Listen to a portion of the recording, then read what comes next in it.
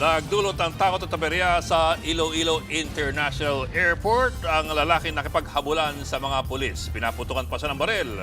Nagwala raw ang lalaki nang masita siya dahil sa kanyang dalang kutsilyo. Nasa frontline ng balitang yan si G. Robles. Nakipaghabulan ang lalaking yan sa mga pulis sa loob mismo ng Iloilo International Airport. Kasabay niyan ay ang nagpulasan din dahil sa takot ang iba pang mga pasahero. Maya-maya, umalingaw-ngaw na ang isang putok ng baril.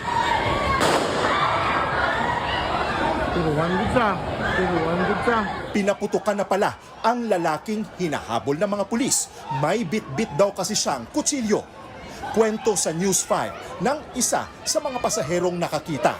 Naharang na raw ng mga pulis ang lalaki sa security screening pa lang bago makapasok sa boarding area. Nakita ko siya, pinapahinto siya ng isang security officer na kailangan i-check yung bag niya. Nung malapit ako sa boarding gate, nakaupo ako, bigla lang namin narinig yung mga tao nagsitakbuhan. Sinubukan pa raw pakalmahin ng mga pulis ang lalaki pero nagpupumiglas daw ito. Nung medyo nag-hysterical siya yun, binaril na po siya. Tinamaan ng bala sa kanang balikat ang lalaki na biyaheng Cebu. Ayon sa Office for Transportation Security, bigla na lang daw nagwala ang lalaki nang masita ang kanyang kutsilyo. Hindi siya nakalusot. Nasika siya eh. Tinita kasi siya. At nung sinabing may laman yung bag niya, ayun na, kinuha niya sa loob, nasa loob pa ng tube, tunnel. Yung tunnel ng x-ray, kinuha niya yung bag niya at kinuha niya yung kutsilyo at saka siya nagwala.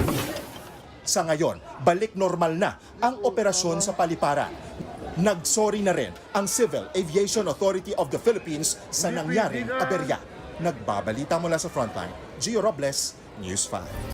Mga kapatid, Ed Lingaw po, maging maalam at may pakialam sa mga napapanahong balita sa ating bansa. Para sa mas malilimang pagtalakay at paghimay sa mga issue at headlines, mag-follow at mag-subscribe sa social media pages ng News 5.